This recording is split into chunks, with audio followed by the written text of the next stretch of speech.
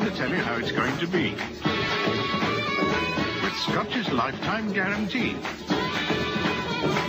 Take what you want both night and day. Then re-record, not fade away. Re-record, not fade away. Re-record, not fade away. Every recording as good as the first, or we'll give you a new tape. You can watch Scotch forever. Re-record, not fade away.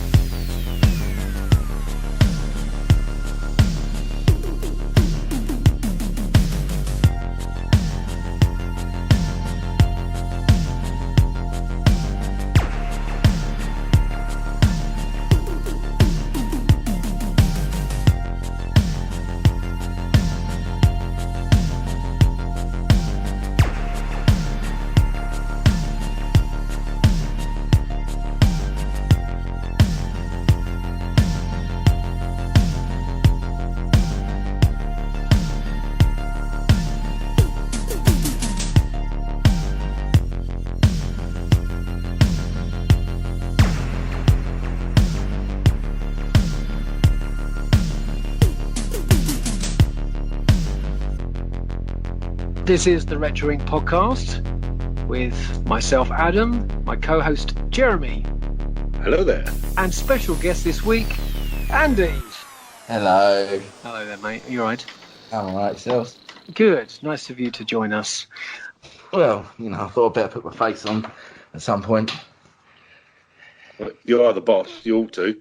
Not really the boss, am I? Just, yeah. You two. It's a democracy. No such thing, mate. Yeah, there's always a prime minister, though. There is indeed. Or a president. There's always a prize something else, but, you know, I know a lot more of them. So, Jeremy's drinking this evening vodka and wine. Andy, you're drinking... Red Bull sugar-free. And I'm on the Cobra. So... Naughty boys, overindulging on a school night. On a school night. So, guys, this week, or the past week, have you been indulging anything on your streaming or DVDs, Blu-rays? What have you been watching? Well, a little catch-up. I've watched a few movies, not very many, because I've been working hard. I watched The Best Exotic Marigold Hotel. It's a great film. May have the best ensemble cast of anything from the last few years, which is really good. I also watched a movie called Free Solo. Have you seen that? It's very good too. That is unbelievable. It isn't it? No, I've seen it. It's about this complete lunatic who climbs El Capitan in Yellowstone Park. Without any ropes. Wicked. It's really, really good. I mean, the guy's obviously a lunatic, but it's really, really good. What guy is it? Is it that French guy they call Spider-Man? Or No. It's some American guy. Tom Holland. He's English. Yeah. But that was really West good. London. I would recommend anyone watch that. And the other movie I watched, which I believe you've heard of, is The Terminator. Now it's on Netflix. Yeah, I think we'll get to that in a bit, won't we? Yeah. What about yourself, mate? Andy? Me? I ain't been on for 3 weeks, so I've actually watched a few bits, actually. I watched The Terminator, obviously, because it was on Netflix. I heard this podcast last week where they told me it was on Netflix now, so I added it to my list. Thanks for that, guys. So, I watched that. I watched Rim of the World. That's good, isn't it? Was that on a recommendation by a very good podcast as well? No, it was already on my list to watch, but I did hear you two talking about it. I liked it, but I thought it could have been a lot better. They played on the whole Stranger Things vibe, and when I watched it, I didn't realise it was actually set now. From the trailer, I just kind of figured it was sort of 80s because of the vibe and the look. And I think that, in a way, drew something away from it. I think if it had been set in the 80s, it would have been a lot better. But then if it was set in the 80s, surely it would have been too much like Stranger Things. No, because it was an alien invasion, not supernatural. It would have been like a lot of things that came out in the 80s. It would have been very similar, and that's not a bad thing, you know. But I just think that was something. And I think it was one of those things, like, have you seen the film Paul? Yeah. It reminded me in the way that it was a very family film, but had too much adult content in it to be a kids' film. And yeah, I think it suffered from that as well. I think, like Paul was very much a family film, but because of the swearing and the drug references, it's not a kid's film. It's a 15. And I think if they'd have tried to tone it down a bit, that film would have been a lot more popular than it was. Good point. And I think with Rim of the World, I think they should have gone either way. I watched it with my kids, and my kids loved it. Yeah, no, I get that. But I'm saying, like, 10 and 11. Exactly. So maybe that's the age they're going for. Yeah, and that's fine. But, you know, my daughter could have watched that film if there hadn't been as much swearing in it. And some of the scenes with the aliens are a bit scary and a bit violent for a younger child. And I think, like Paul would have appealed to the kids that like things like Minions all the way up to teenagers. But you couldn't show your kids all of that with them getting off their heads on peyote and everything else in the movie. It's not, you know. So I think it's just one of those. The original Ghostbusters? No, I know. Looking back, but 80s was a different time. No, I wouldn't let her watch Ghostbusters because I know that first scene in the library would terrify her, as it did me as a child. But I even had a friend that was a kid that watched Ghostbusters, and she had nightmares for months. And I think the thing is with Ghostbusters, it was a different time for you, and we've spoken about this before. You look at Goonies, and Chunk swears like 3 or 4 times in that movie, and it's a kid's film. Yeah. It is a kid's film, and that would not happen these days at all. And it is a different time. So I don't know. I'm not trying to be a wet blanket or, you know, a warrior. I just think it suffered a fate for me that if they'd have toned it up a bit and made it more adult, it would have been better. Or if they'd have toned it down, it would have been more accessible to a lot of people. Not to say it wasn't a good film, but it was very much a B movie, and I didn't think I was getting that because the things that Netflix have been churning out have been of much higher quality than what this was. And it wasn't a bad film by any, you know, I expected more out of this than I think I got. And yeah, I mean, some of the characters I liked in it, it was all right. It was a all right little film. I didn't turn it off. You know, I do that a lot with films these days. So I watched Spider-Man Homecoming again. I watched Phantom Menace because it was on ITV this afternoon before we started, as I was laying there dying on my sofa. I watched Killing Eve, which was fantastic. Have either of you seen that? Yes. Seen the first season. No, I'm waiting to binge this one. Yeah, well, that's where we are, because obviously it's not finished yet, has it? The second one? No, so yeah, we've finished the first season. Absolutely loved it. I thought it was, the only thing I didn't like in it really was Sandra Oh. I don't think she really fit in there. I mean, the acting from everyone else was so superior that I think hers was a little flat. That was Phoebe Waller-Bridge production, wasn't it? It is, yeah. I mean, she wrote that as well. And obviously doing the treatment for Bond, I'm actually very, very happy now with that. I was happy as well. I didn't know if you noticed, Jeremy, because obviously you're local to where I am. But when they picked up, you know, the guy that was in Spy and a load of other British comedies. Oh, yeah, the cafe. They went to Nell's Cafe, the one that is literally 5 minutes from my door. Nell's Cafe. Nell's Cafe is lovely. On the A2, yeah. They went. It is Nell's Cafe. Really, yeah. I mean, yeah. Big up to them because they are a really good cafe as well. But they went there, hiding a diplomat or whatever he was, wasn't he? Some sort of, but yeah, they went there. Killing Eve was good. She was amazing. I can't remember the girl's name who played the assassin.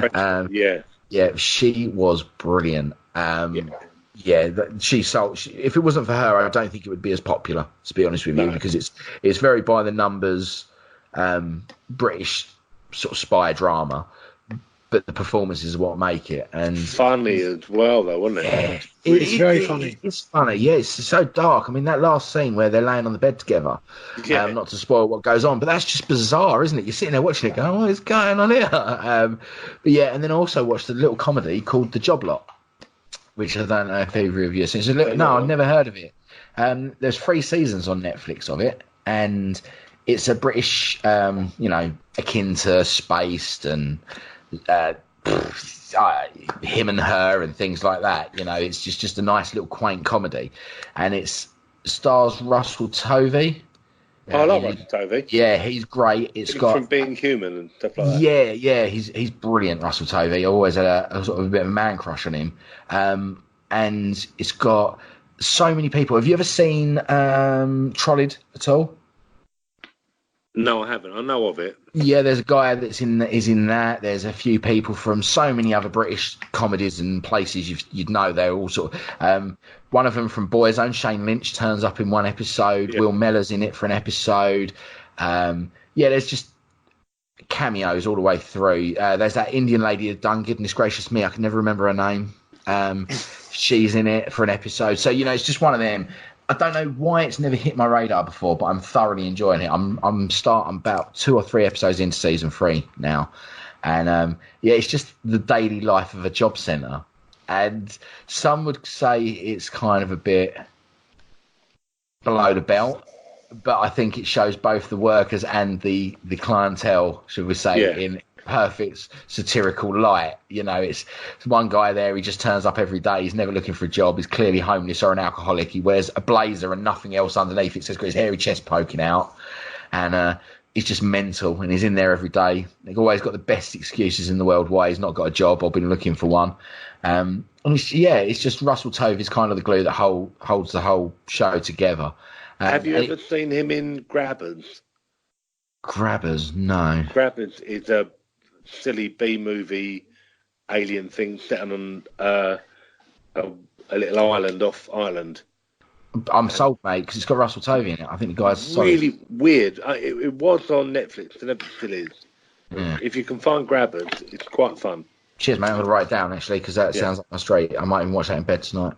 So Job Lot, I do actually highly recommend it. If it's just one of those things you want to put on in the background while you're getting on with some stuff, I think you'll find yourself drawn into it. Because if you just like funny little British comedies, that's all it is. It's not over the top. It's not overt. It's not hilarious. You're not sitting there peeing your pants at it. It's just one of those nice, funny situational comedies. The 2 security guards that work there are great. The ensemble cast, just everyone's got a role to play, and it just, it's fun. So watch that. I've watched some other stuff as well. I'm sure you're not going to be worried about Super Pet Monsters and Littlest Pet Shop, SpongeBob on repeat. But then when my daughter's about, that's when I kind of watch these films with her, because she don't really like those other things. But that's it. What have you been doing, mate? Midnight Special I watched this morning, which is a fantastic film. Yeah, awesome movie. And then I watched Arrival. Other than that, I've been sort of slowly getting through Jeremy, really? Good Omens.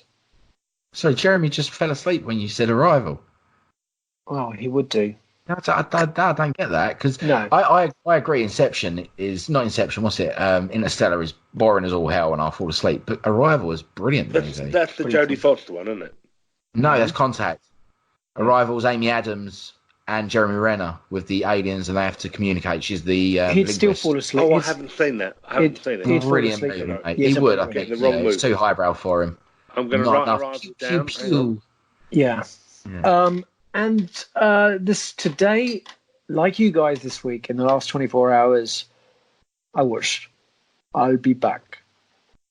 Watched The Terminator. No, originally it was I'll Come Back in the original script. Was it? It was indeed. That would have changed a lot of things. Can you guys remember the date at the very beginning of the film? Yeah, it was the 22nd of June this year. That was the date. It was 1984. Yeah, 84. 1984, and it was 24th June, and it was 1:52 a.m. when he arrived. Yeah. I honestly, apart from, and we'll get to the endoskeleton, do you know what? I don't think this film really has dated until you see the Harryhausen kind of endoskeleton. Other than that, I think it's such a great movie, and it doesn't scare me at all now. But at the time when it came out, but the thing when it came out on VHS, did it scare you? It was it was almost a video nasty. I mean, if you went into the video shop and said, "Can I have the Terminator?" or you had to go through the little beaded curtains at the back. So you have to ask your friend's brother who was like 19 to go and get it out, and you were like, oh my god, this is so scary, especially when he's taking his eye out, and all that stuff. But it's such a great film, and it was great to see Bill Paxton and who was the other character, the other actor? Lance Henriksen as well. I noticed a few character I'd never noticed before. Which is whom? Arnold's Willie. Oh yes, he has a role all of his own. I've watched it hundreds of times, and it wasn't until Andy had mentioned it a few months. It's there, yeah, it is there. Mate, I know it. Look, there it is. You want just a wang? have to turn I can find you a wang. All right. You have to turn the brightness up a little bit. That's all you have to do. But I love the soundtrack a lot. I think the soundtrack's fantastic. I love the Tech Noir nightclub scene. I think that's awesome. He made that for the movie. Well, the nightclub. The nightclub. It's now a jewellery store, but he made it for the movie, and people were actually trying to get in there the night filming. Did they? Yeah, they thought it was a real club. But director that you'd think he'd have gone on to bigger things, wouldn't you?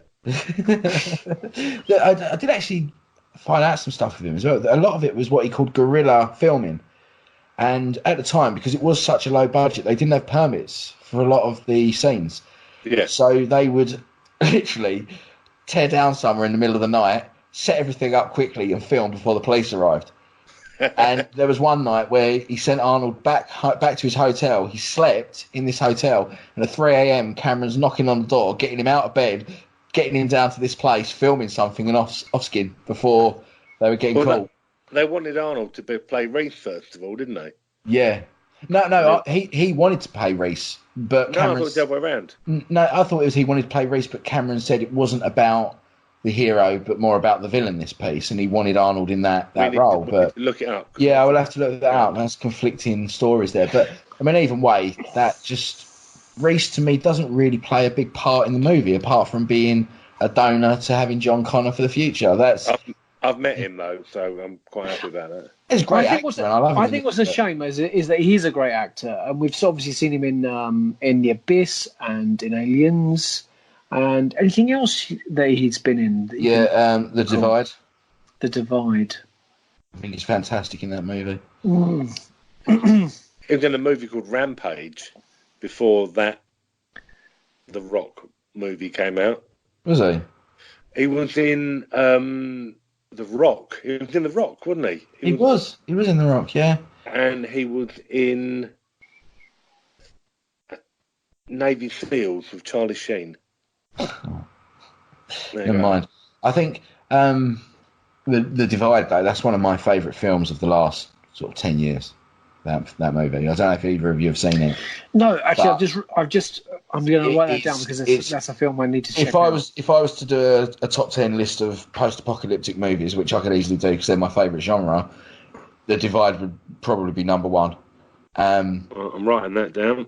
It's got Milo Ventimiglia in it from Heroes, Peter Petrelli, and for a break of character and typecast, he actually plays the bad guy, let's say. And The Divide, basically, the film starts with the rumblings and these explosions and everything, and the world ends at the start of the movie. And this apartment complex, these people go down to the basement, and Michael Bain is the superintendent of the building, and he's made himself a fallout bunker downstairs because he's a complete nutcase.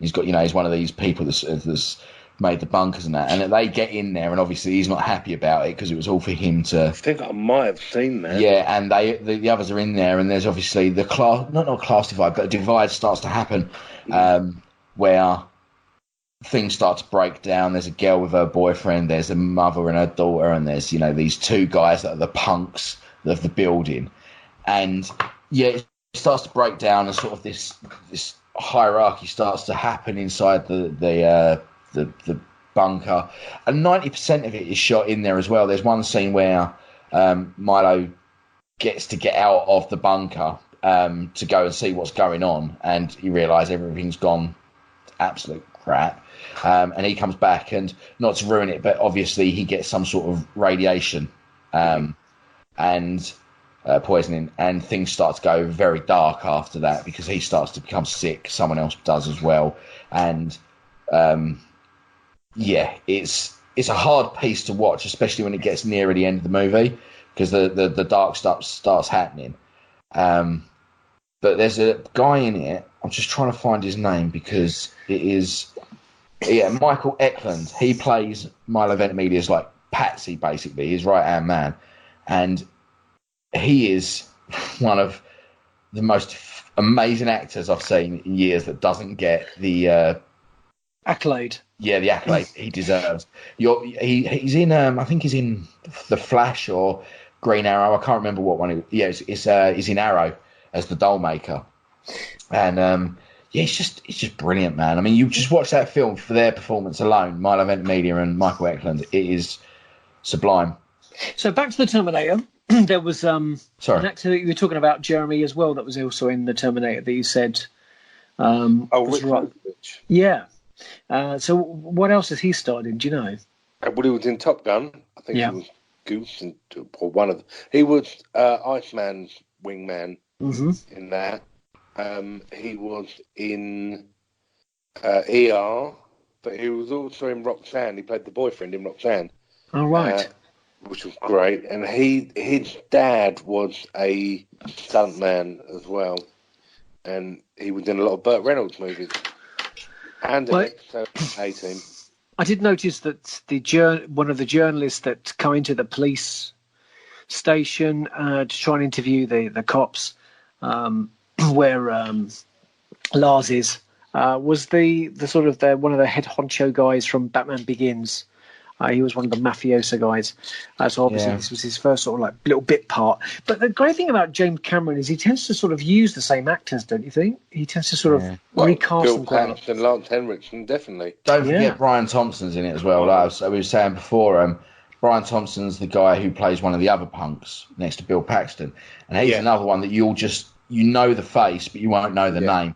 And he was Shao Kahn in Mortal Kombat Annihilation. He was in Dragonheart. He played... I believe it was the judge in Buffy. He's been in Baywatch, in the X-Files. Oh, yeah, he was the bounty hunter in the alien, bounty hunter shapeshifter in the X-Files, wasn't he? Yeah. He was the judge in Buffy.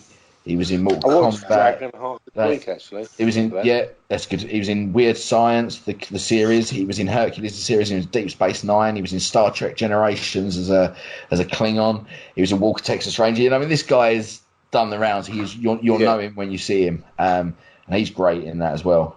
He's the first one to get killed by Arnie. So this week we saw the 30th anniversary of Tim Burton's Batman. Now I know you two are not keen on this film, but let's just elaborate a little bit more on the fact that we hadn't had anything Batman-wise apart from DC cartoons since the '66 Adam West Burt Ward series. Now, when this film came out, I had already, being a huge Prince fan, I knew that he was doing the soundtrack, so I was incredibly excited. And the soundtrack was released with loads of samples and clips from the film, so I was extremely excited for this film. And there is some faults in this movie, and you two are going to pick them out. I'm going to try and defend it the best I can. So, Andy, let's start with you. Batman, Tim Burton, Michael Keaton, Kim Basinger, Jack Nicholson. Your thoughts and views on this film? When did you see it? Fantastic, mate. Absolutely fantastic movie. What? Are we laughing? Yes. Okay. I hate it. Yeah. I hate it. I just do. I can't put a pin on why. I know that people like it. I know that it's revered, and I understand. But that's not the Batman I like. I've never... I love Adam West as Batman because it's campy and it's comic, and this was the first sort of foray into... The darker Batman. Yeah, the Dark Knight. They're going off of the 80s graphic novels and that becoming a thing and making it darker and more for adults. And, it was a good attempt by all accounts and people like it, and that's fine. It's just not for me. I don't really like Jack Nicholson. So there's a problem for me straight off. We get on to Michael Keaton, I'm sure, when Jeremy has his say as well, can we bounce off that? But I don't know. I'm not a big Prince fan either, mate. So the soundtrack does nothing for me. It's just it don't really do anything for me. I watched it when I was a kid, so it came out in '89, so like probably '91 when on VHS. It took 2 years back then, didn't it? So yeah, I was 8 years old when I first watched it. And you were saying to us earlier that you weren't really turned on by Batman this way. You was more into the Flash and the Captain America movie that came out. The leather, it does nothing for me. And it didn't entice you to get asked for a Batman costume for Christmas then? No, I mean, like I say, I was really into the Flash from the 90s with John Wesley Shipp in it. I was really into the early Captain America. I don't really know what it is. Was it a miniseries, a TV movie, or what? They split it up over 2 or 3 things, didn't they? They did, yes. Yeah, I loved it as a kid. I was into those things as a kid, and obviously having a Batman film should have been a massive thing for me. And even with the later ones, Batman Forever, I mean, not so much Batman and Robin. I think I'd matured enough then, even at a young age, to realise that was pap. But, you know, Batman Forever, I remember as a kid going, I really want to see this at the cinema. And I remember seeing it at Milton Keynes at the multiplex up there. And, you know, as a kid, I liked it. Of course I liked it. And there still holds a place in my heart where if it's on, I go, yeah. But then if you put Batman on, I wouldn't say turn it off. I just wouldn't care. And it's just one of them, you know, not for me. Jeremy? Well, I think because I grew up with Adam West and Burt Young, or whatever they are, doing the camp stuff. When this came out, I didn't know anything about the graphic novels or anything like that. So when I watched that, I was like, well, this isn't Batman. He's all moody and angry and killy. And it's like Michael Keaton doesn't do anything for me in anything ever. Yeah, no. Well, this is what we're saying, wasn't it? To me, he's always acting. I see him as always acting, not just playing the part, as you put it. He does it in Spider-Man Homecoming. Now I think he's great in that because it's, in a way, that St. Marvel and Sony have done with Homecoming is they've still made it a little bit comic booky. Yeah. And it works, and that's why the camp performances, in a way, kind of work. But that's what Keaton is to me. In Multiplicity, he was playing Michael Keaton, playing this guy in Multiplicity, or these different characters. And in Batman, it just seems to always ham things up, just one up on the dial too much. Not too much. He's crap. But he's not camp enough, and he's not butch enough. He's it's somewhere in the middle that doesn't work. In the middle, he's in that grey area. You know, he does it in the one scene in Homecoming that does it to me, and it's because of, I don't know, the way his performance is. You see it coming, even though it's obvious in the script. You see it coming. He's in that first scene when they're in the underground bit doing the cleanup, and that guy comes over and he says something to him. You see him, you just know that next he's going to punch him. There's something in his performance that's just not believable, or it's very scripted. That's what I see with him. I don't know what it is, but it's just something with Keaton that just doesn't do it for me. And again, Jack Nicholson doesn't do it for me because he's always just Jack Nicholson. Yeah, I agree, mate. Yeah. He's just Jack Nicholson with some face paint. You know, let's say, you know, One Flew Over the Cuckoo's Nest was one of his best pieces because nobody knew him at the time, and he was a great performance. But it turns out that was just him playing Jack Nicholson. Yeah. So, you know, it's A Few Good Men. Oh, look, he's the Joker without the makeup. Yeah. He's just... Yeah. We've lost a lot of listeners today, me and you, Jeremy. We've lost a lot of listeners on this. I'm sorry about that, listeners. Well, I've ruined a few more by going, also, I don't like print, so the soundtrack did nothing for me either. In fact, it probably put me off even more. There wasn't a lot of soundtrack, to be fair. Yeah, it's not that I don't like Prince. I just don't. It wasn't. You know, okay. It's just My turn now. Right. Okay. I think his costume is awesome. I think the Batmobile is brilliant. I think the Batwing is fantastic. I don't think he's a great Bruce Wayne. I think she was a great Vicky Vale. I think the soundtrack, personally, is not one of my favourite Prince albums, but I like it. He's not my favourite Joker. And I think Tim Burton's direction is great. However, I think that it's very gothic.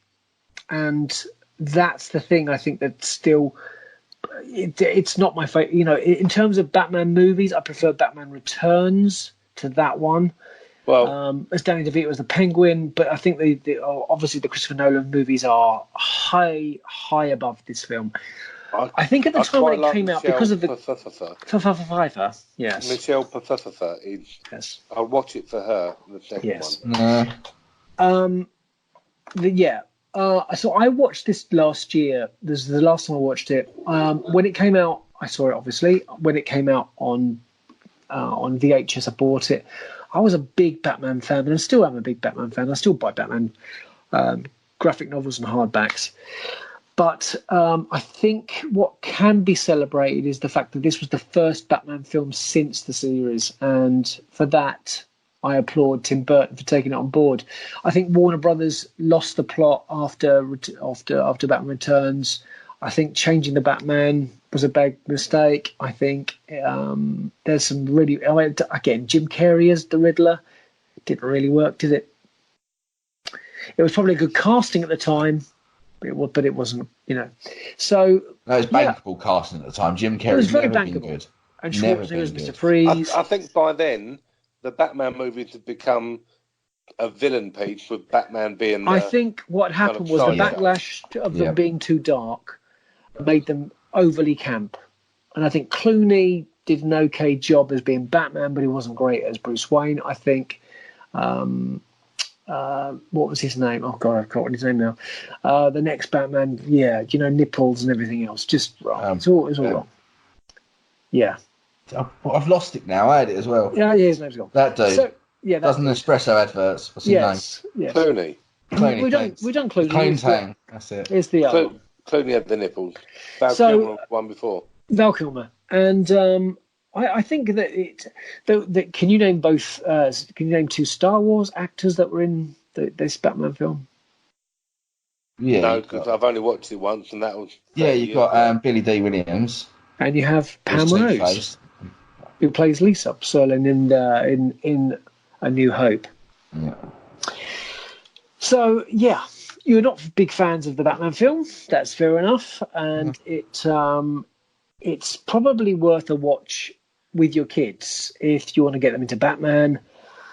But I personally would just show them the Christopher Nolan films, wouldn't you? Yeah, definitely, yeah.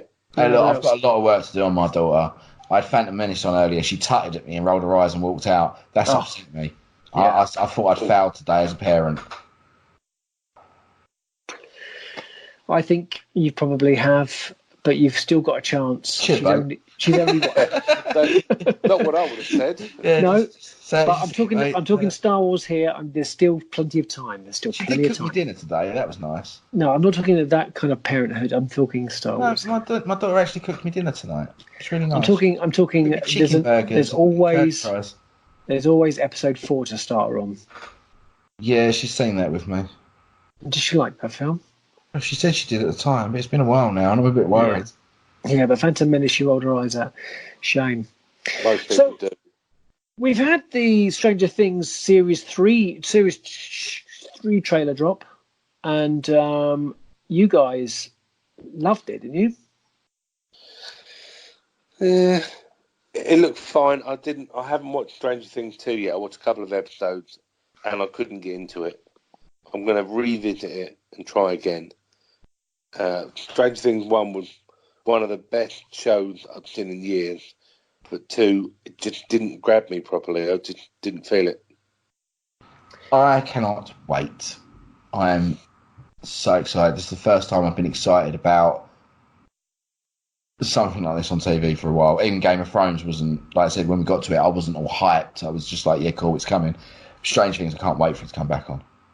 Did you think this by looking at this trailer, do you think they've chucked even more money at it? Because it looked... Yeah, they've upped the stakes. I think they've had to. Yeah. I understand why people dropped off with season 2, and I think it suffered this fate of being such a good condensed one-off season that it wasn't necessary for a season 2. And even as a fan, I could have turned around and gone, well, didn't need a season 2. You could have left it where it was, and I would have been content with having that as my Stranger Things. But I want more, but not too much. And I know you don't like Only Fools, but things like that and Spaced, they are saved by the fact there's not enough of them. Because Only Fools, there may be a lot of years of it, but if you actually break it down, there's not many episodes, right? There isn't, because some of them might be going this long, but they might be individual episodes. But with spaced. You had 3 series, and two series. Left you wanting more, and that's a good thing to want, because I am now with Arrow, I don't care anymore. I'm not watching it. Supernatural, I stopped after season 7, and I haven't even watched half of it. Do you know what I mean? And that's when I get fed up with things. And Stranger Things, I hope that they either do this and milk it for one more, or this is actually the end. They're rounded off. Yeah. I mean, these kids are getting older now. Millie Bobby Brown and the others, especially David Harbour, and that they're getting opportunities left, right, and centre. They're not going to want to lock themselves into this for too long. So I love season 2 because I could see it building up to something, and I hope that something is this season 3. The stakes seem higher in this. And yeah, the trailer sold it for me. It really sold it for me. It had that vibe still it had more of the 80s vibe from season 1 than season 2 did. 2 was a bit too bleak and slow, I think. There was the first couple of episodes where understanding Will being back and everything. There wasn't as much of a threat. So, Jeremy, how have you been getting on with Swamp Thing?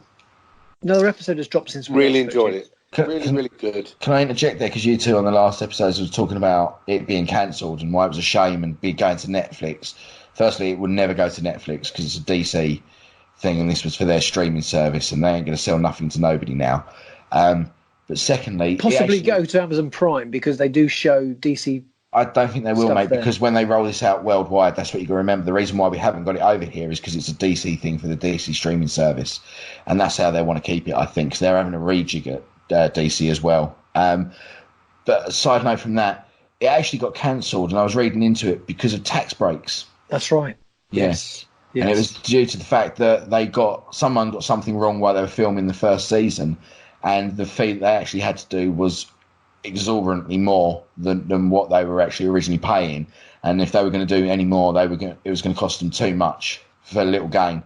So they actually cancelled it because of that, which is a shame. That's the reason why something that you say is so good. Red tape. It's really good. Yeah, it is the red tape that ruins it there. It happened with Terra Nova, one of my favourite series from the last few years. And they got cancelled because it was costing them over $1.5 million per episode to make. And, that's there was a series on Sky called Earth 2. Do you remember that? Earth 2? Yeah. Same problem.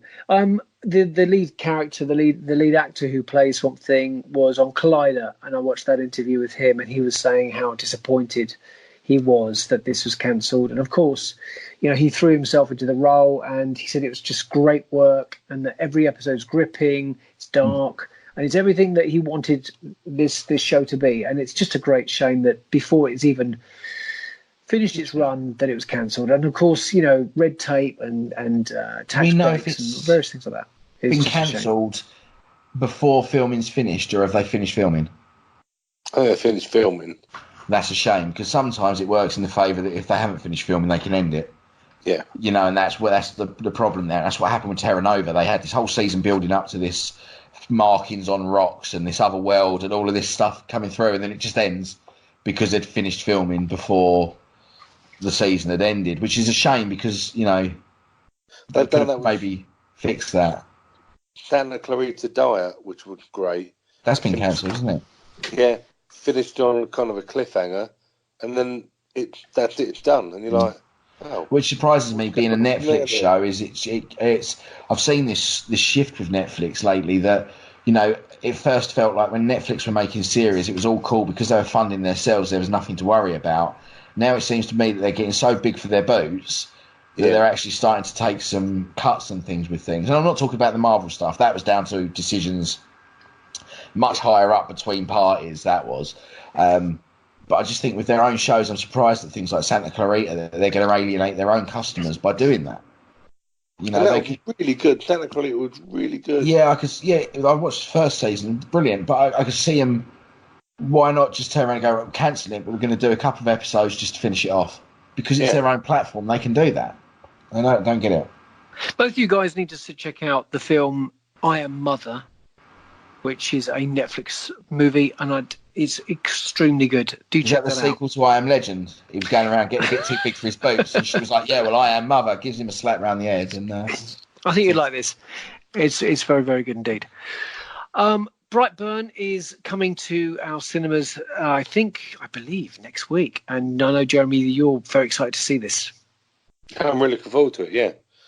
Looking forward to get time to go to the cinema as well. So we'll drop the trailer, and we'll see you back after the trailer.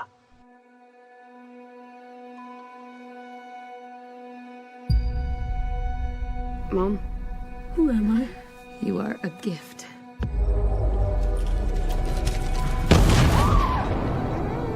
We believe that you came here for a reason.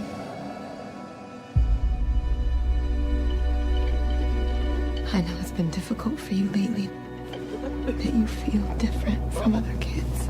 Touch the floor, Brian! You are different. Caitlin, get my hand up.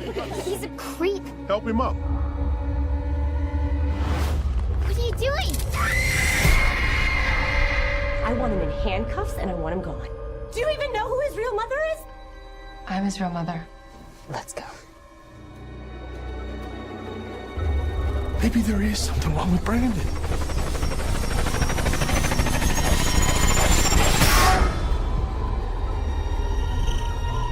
I will never turn against our son. He's not our son.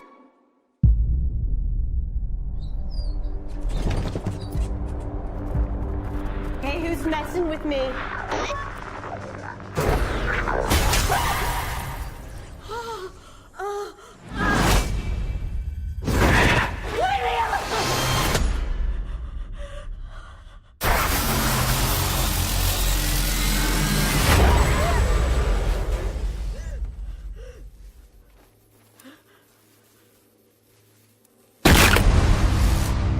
Something wrong? Boy around by chance? You're one of the only people in the world that knows how special I am. There are believed to be no survivors among the 268 passengers on board. No, no, no!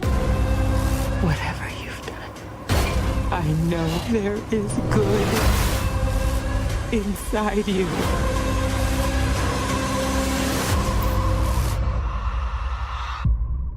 Tori! You're safe now. We got it.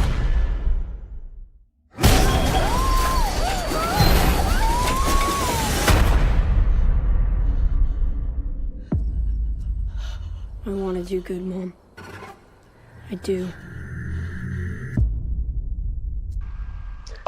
And we're back after the trailer of Brightburn. Now, Jeremy, tell us a little bit about this film and why you're excited to see it.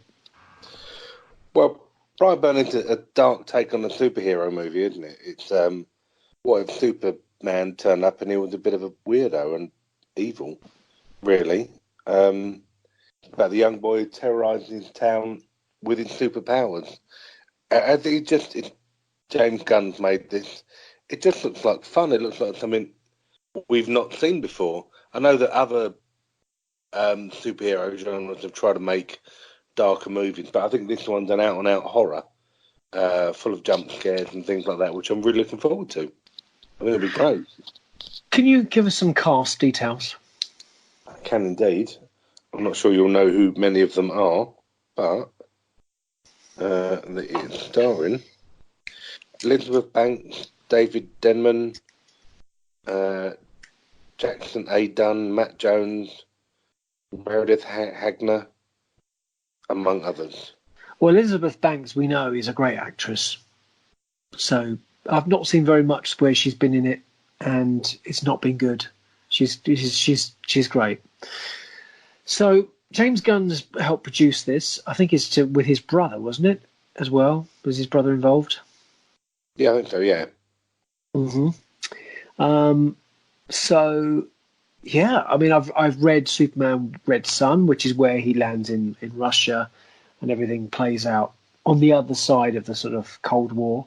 But this looks very interesting, and I'm looking forward to it myself. I'm definitely tempted to go and check it out at the cinema.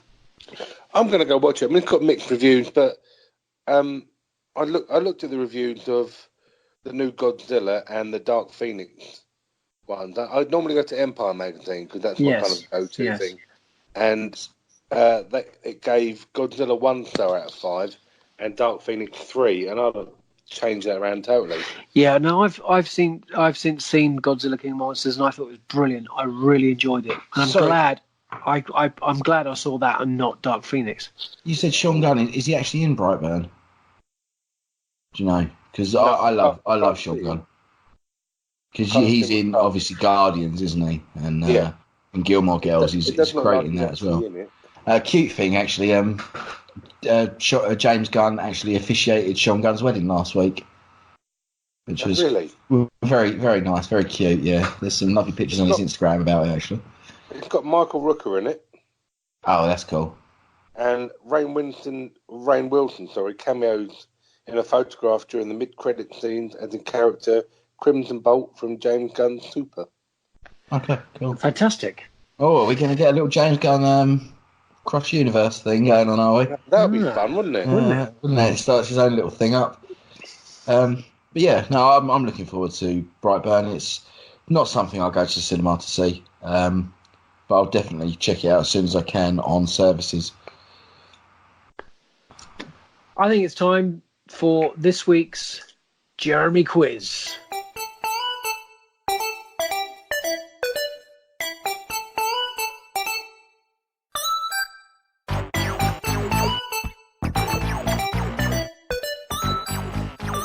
We'd like to first of all thank our existing Patreons for contributing towards the podcast and the upkeep of uploading. And what we'd really love is that we've got a lot of followers on our podcast group, on our Facebook group. I think we've got 79 people on there. So if this is a shout out to most of those people, to be honest, if you could download the app, you can contribute that way. You can go to the website, patreon.com, and just £1 a month would help us. Fantastic. If you could contribute a little bit more, £2 a month is only, 50p a week, 50 cents a week. It's not a lot, but, it all helps. So a little bit of a shout out to those Patreons who are already contributing. Thank you so very much. And to our Facebook group and our listeners around the world, of all 32 countries of them, patreon.com is where you go to contribute towards the upkeep and our posting of the podcast. Thank you very much indeed. Also, Rob Wade for endorsing us on E14. And I think Jeremy's probably ready with his questions for this week's quiz. Andy, do you have anything to add to the Patreon at all? Not to Patreon, no, but I do want to give a quick shout out, if I can, to one of our listeners, Mark, who lives in Wales. I'd like to congratulate him on the birth of his newest arrival in the family, Max. Beautiful baby boy. Congratulations to you. Congratulations. You're also mental, because that's now his third boy. But yeah, absolutely beautiful. I went down to see him a couple of weeks ago, and it was absolutely wonderful. So big shout out to them and congratulations to him and his family. And welcome to our new Facebook group members, of which we've had a few this week join us. So thank you very much for joining the group. And now, Jeremy, with your questions. Right then. So, first question is Oscars 1995. Oh. Who wants to go first? Andy's going first. Okay, Andy. Who won the Best Actor Oscar in 1995? Tom Hanks. Well done. Tom Hanks for... Forrest Gump. Well done. Bonus question, bonus thing. Can you name any of the other actors nominated that year for Best Actor?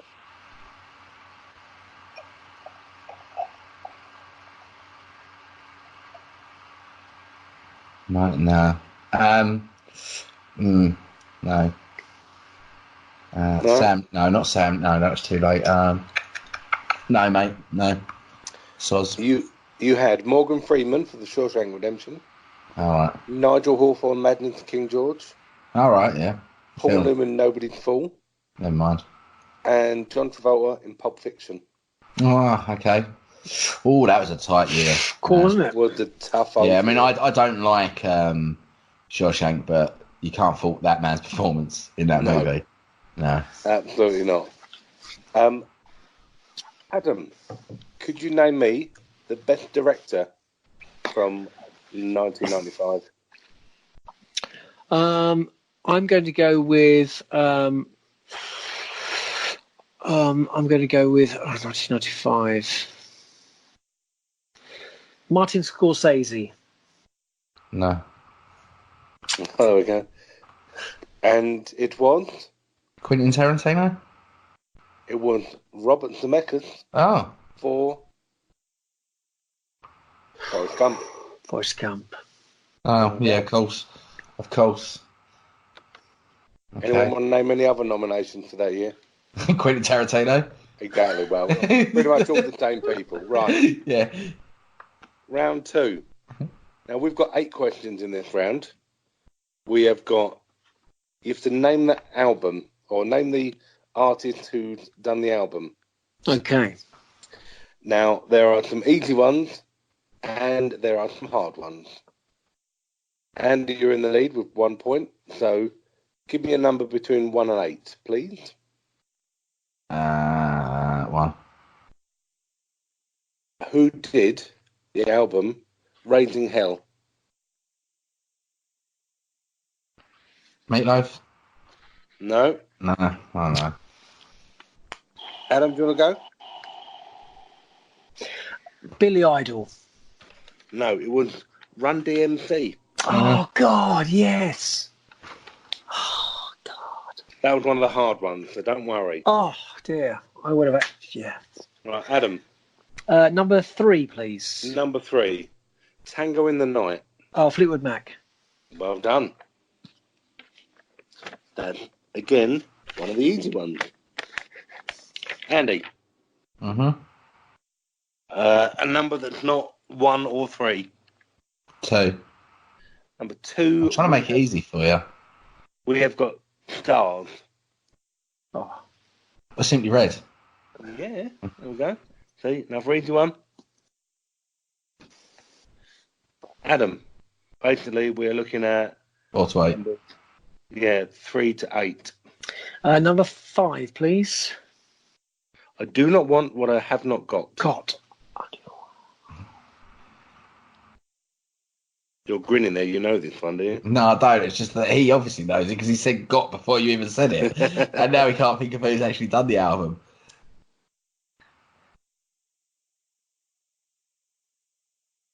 Sorry, listeners. Oh, just a second. I'm going to go Tori Amos. It is Sinead O'Connor. Sinead O'Connor.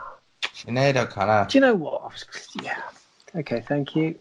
That was my guess. You never let me have a guess. I was going to say Sinead O'Connor. Were you? Oh, get half a point for that. You didn't know what it was. I could see the album cover as well. That's yeah. Okay. Right, so we've got pick a number. 7. Number 7. August and Everything After.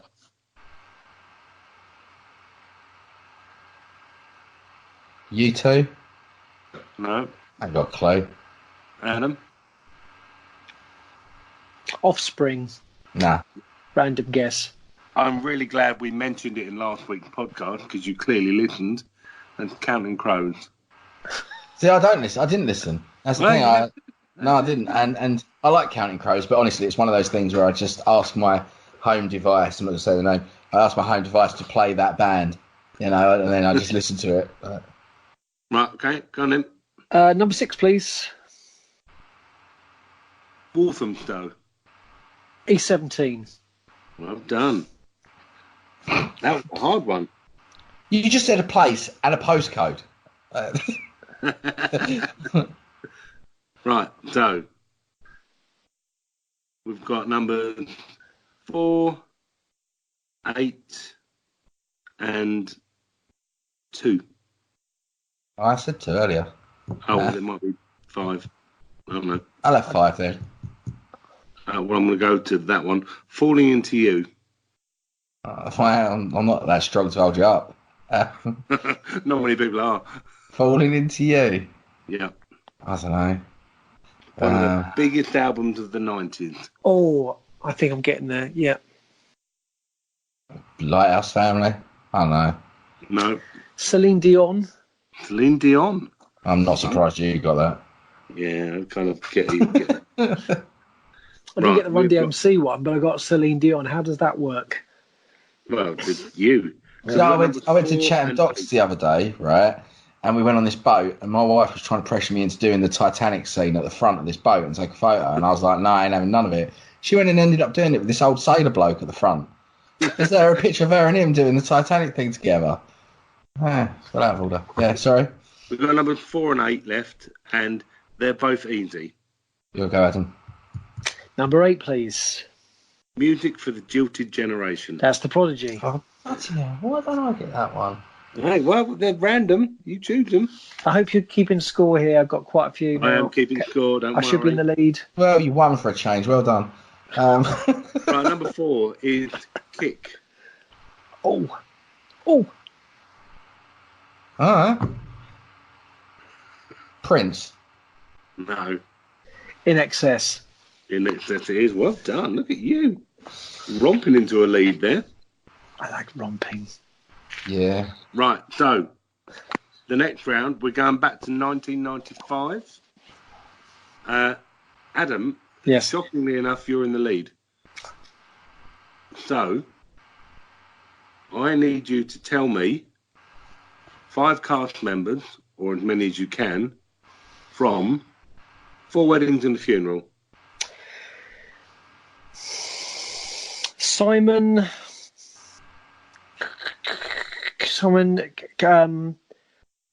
him. There is nobody called Simon Him in 4 Weddings and a Funeral. What's his last name? Oh God. Okay. Andy McDowell. Yep. Mr. Wooden, actor. Oh God, flipping heck. Yeah, you might need to be more specific. Oh, what? Yes, I do, don't I? Oh, yeah, it's got that girl in it with the blonde hair and that bloke with the jumper and the other guy that was in that thing with the other guy. 5. Gee, what's his face? Oh God! Again, Elizabeth Hurley's ex. Why don't you ask listeners to send it in a postcard? And by the time you get the letters, you might answer. Yeah, pass. I can't be bothered. Well, Hugh Grant. Hugh Grant. Yeah, Hugh Grant. So that's 2. Andy McDowell, Hugh Grant, Simon Thingy. The main cast. I've probably got Alan Rickman in it. Thomas. Christopher Thomas, of course. Simon Callow, James Fleet, John Simon Hannah, Callow, that's his Charlotte name. Yeah, Coleman, David Bauer, Corin Redgrave, and Rowan Atkinson. Rowan Atkinson. Oh yeah, he is, isn't he? Yeah. So Andy, got 1. I got 2. Andy. Yes, mate. Can you give me 5 cast members from Pulp Fiction? Oh, that's so much easier. Uma Thurman, Samuel L. Jackson, Tim Roth.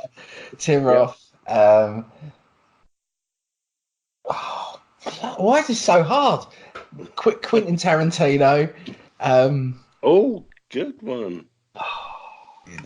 One more, you need. Why? Ving Rhames. My go. What about Bruce Willis? I know, mate. John Travolta. Yeah, I know. John Travolta's the one that I was stalling on. We said his name like 5 minutes ago, and I'm thinking, why can't I remember this? You got Amanda Plummer, Eric Stoltz, I would have got Walken, Bruce Willis. So I could have listed all of those. Execute every last one of you. Wow. There we go. We're kind of drawing even again. Oh no! All to play for in your favourite round. Are you getting your lightsaber out, mate? Is that how it is? Because we can both play that game. All right. Right. It's the lyrics round. Who wants to go first? Is that if we draw, we have to have a lightsaber duel? Yes. Okay, I'll go first this time. Right. Oh my God, Becky! Look at her butt. It's so big. She looks like one of those rap guys' girlfriends. But you know who understands those rap guys? They only talk to her because she looks like a total prostitute. Okay. I mean, her butt is just so big. When are you going to start the lyrics? That is the lyrics. Okay. And then what year are we still talking? 1995? Or no, just generally? This is just a random song. Did you know this one? Of course I know it. Jeremy's reading it out. At the end of the day, I don't know what it is. I know the lyrics and I can think of it, but I can't pin it. I've heard these lyrics. I know it because it's stupid.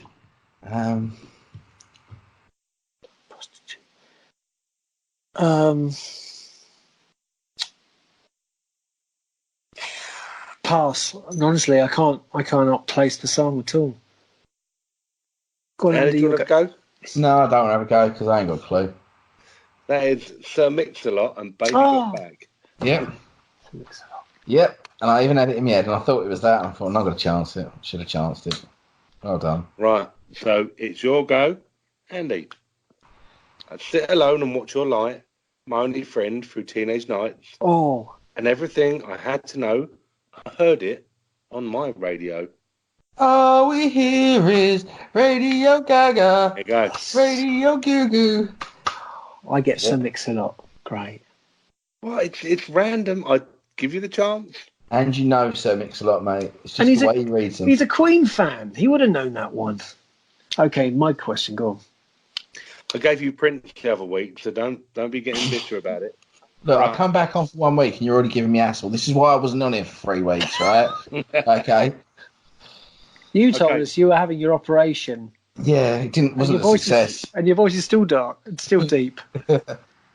So we're going to do some one-hit wonders. Who would like to go first?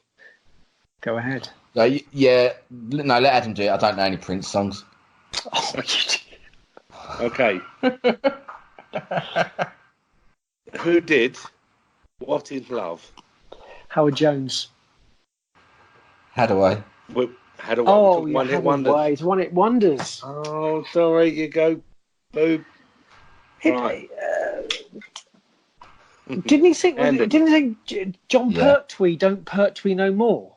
We're not doing the hymn. Baby John Pertwee. Baby John Pertwee. Yeah. John Pertwee. There we are. Andy. Yes. Who did Pump Up the Volume? Pump up the volume. Pump up the volume. Pump up the volume. Dance. Don't know. Mars. I look one each. Oh, it's getting good. Right. Who wants to go next? Because it's pretty much even. It's mine, isn't it? Right. These are both book related. Can you name me the 7 Narnia books? Oh, good though. I can name one. And I'll start with Lion, Witch and the Wardrobe. Can I go then? You could do the other 6, 7, 8. Voyage of the Dawn Treader. Yep. The Silver Chair. Yep. Magician's Nephew. Yep. Prince Caspian. Yep. How many is that? So that's 5, isn't it? There's 2 I'm missing. 5, yep. No, I'm going to have to leave it there. Last Battle? Yeah. Horse and His Boy. Horse and His Boy. I wouldn't have got Last Battle. No, Horse and His Boy. Right. So, Adam, if you're still with me. I'm still there. No, go ahead. I'm here. No, he's off now so that he can look on. I'm here. Go ahead. We'll not allow that. Can you name me 7 Stephen King books? Oh, God. Okay. Christine. Stephen King. Oh, my Christine, God. It, The Stand, The Shining, Dark Tower. That's you 5. can just have Dark Tower 1 to 7. 1 to 7. No. We'll have Dark Tower with all of it. You got 2 more to get. They've all got names. Cujo, Pet Sematary. Well done. Would you have accepted Running Man and Running Man? Yeah, I could have done that. Stand By Me. Stand By Me, yeah. I'd have allowed that. Okay. We have one final one-hit wonder round. Right, okay. What's the scores? I want to know the scores. It's even. No, it's not even. It's even. It is. Not. I'm in the lead then. No, I don't think. Right, bear with me. Hang on. I'm going to add these up. So, you've got. There's a 5 in it for you, Jeremy. And there's a tenner. Is he? By 1 point. 7, 8. You got 4 there. Plus the other 4. Stephen King. I'm a point behind, I think, maybe. Right. Hang on. Both got the best actors. Adam, you're storming it this week, you know. 14. Oh, there we go. We're losing a bit there. You've got 15. And then we're up to 11. And... So I'll just make it a bit more interesting for our listeners that are waiting for Jeremy to count. Because apparently getting to 20 is really hard. Well, I have to say, that whatever you do, Andy, you can't win. May lose the battle, mate. I'll still win the war. That trophy's mine. Both of them to Adam, then. Who? Double or nothing. If you don't get both right, he loses, yeah? Wicked. Who sang Shut Up Your Face? Joe Dolce. Well done. Who kept somebody very big off number one, actually. Vienna, Ultravox. That's right, yes. That's sacrilegious. That is a tune. Okay, next one. How about Tub Thumping? What is it? Tub Thumping. Oh, I know this one. Chumbawamba. Yeah. Well done. That's what Jeremy had to do in the break, wasn't it? The Chumbawamba. Chumbatuba. So, Adam, you're the winner. Thank you. Well done, mate. Tenors in the post. I see the underdog come out on a top for a change. It's like the Rocky, wasn't it? It was, yeah. It's nice to see the underdog this week, Andy, for joining us. Yeah. Apologies for my elusiveness. So, what's on your radar quickly before we round things off for next week? You got anything you've got on your radar to watch? German U-boats on my 6, but that's yes. about it. Okay. Yeah. Spitfires at 12 o'clock high.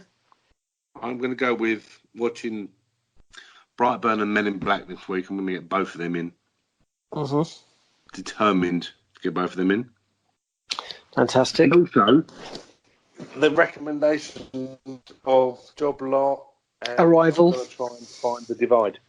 And Arrival. Mm. Yeah. Yeah. I might have to call you a few times while you got that film on just to wake you up. But we'll see how you get on. I'll set an alarm for every 10 minutes, don't worry. Yeah, superb. I'm going to try and get on to Red Dead Redemption 2 online. Lots of great updates going on there. But my son refuses to give the Xbox back. So, his birthday's coming. I have to rent it to him. Yeah, I do. Really. So, it just leads us to say... Nothing on my radar, apparently. Haven't you? Yeah. I know I haven't been around or anything, but you don't have to just cast me aside. I hadn't forgotten you. No. So, I know you haven't forgotten me, Jeremy. Yeah. So, anything you've got bookmarked? Not really, mate. No.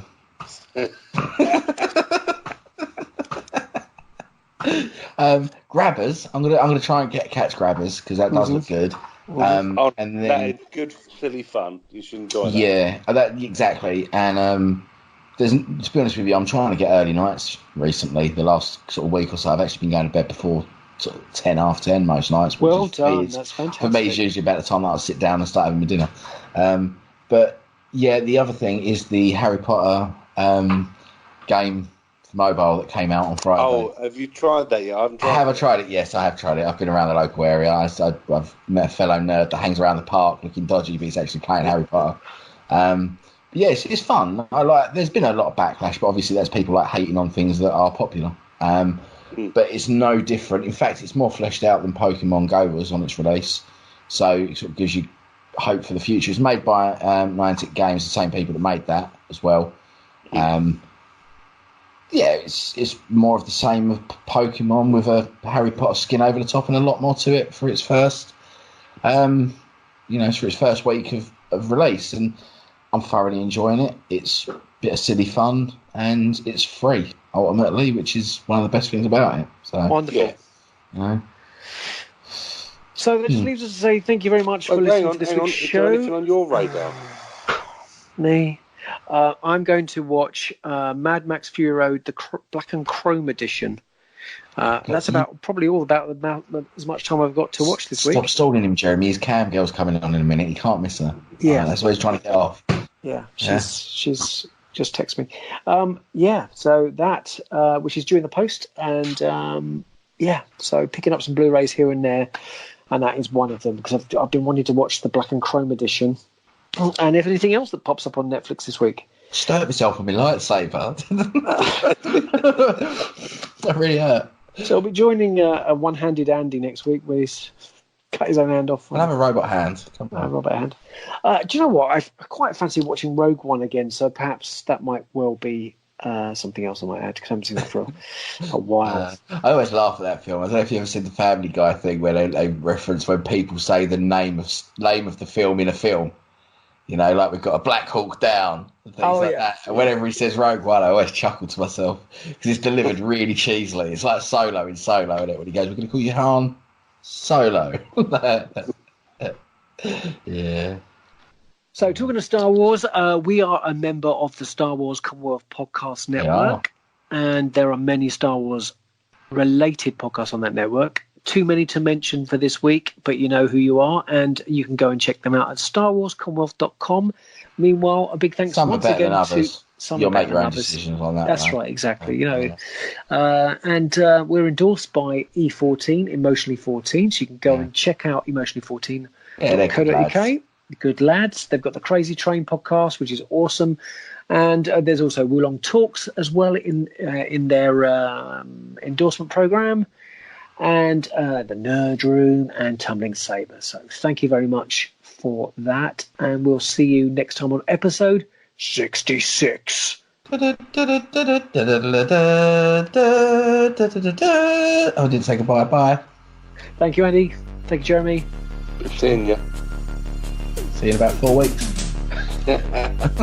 Bye for now. Thank you very much for listening to the Retro Inc. podcast. Till next time. 1 week, you'll say the wrong name at the end. We've done that. Yeah.